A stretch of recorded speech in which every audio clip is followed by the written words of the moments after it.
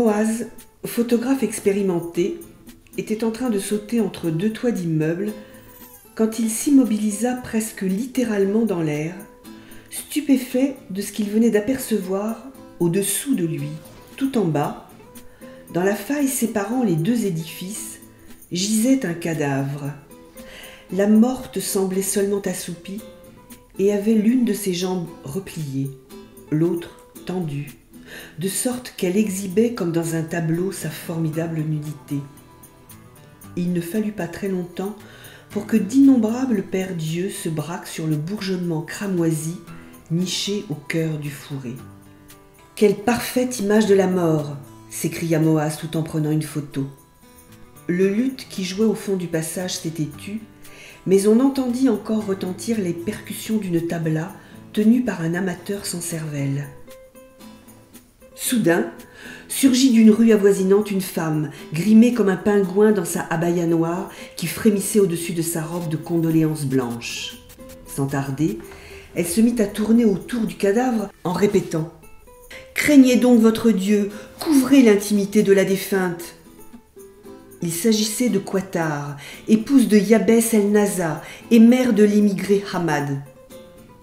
La foule se poussait du col pour continuer à scruter la victime par-delà le corps massif de la commère qui leur bouchait la vue. S'aidant de sa canne, un vieillard à la barbe orange se força un passage jusqu'à la scène du crime. Ses yeux, d'un bleu liquide, tombèrent sur deux mamelons qui pointaient chacun dans une direction. Une seule angoisse le préoccupait au point de le paralyser. « Mon Dieu, pourvu que ma fille Aza ne se retrouve jamais dans une pareille posture, indécente jusque dans le trépas. » Pour conjurer le risque que la morte ne contamine sa fille en esprit, le cheikh Mozahem, c'était lui, se répétait des mots pour se rassurer. « Mais non, pas de danger. Aza, elle est tranchante comme le faucon. Quand je l'ai giflée hier, ses yeux m'ont déchiqueté. Ce n'est pas elle qui vivrait animée de telles pulsions, ni ne mourrait souillée d'un tel déshonneur. Oh mon Dieu, je ne demande rien de plus qu'une mort digne, une fin dont je n'ai pas à rougir, suivie d'une résurrection dans les bassins du paradis, au milieu des houris. » De derrière les fenêtres, on entendait les filles se pincer bruyamment les lèvres en signe de désapprobation et les mères soupirer, priant que l'éclaboussure de la débauche ne se transforme pas en océan susceptible de noyer toutes les filles d'Abourousse.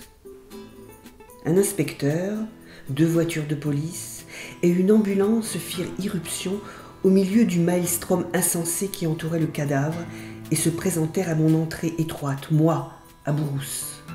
Mais quand les papiers officiels réclamèrent qu'un nom fût trouvé à la victime, toutes les voix se turent instantanément. Une inconnue.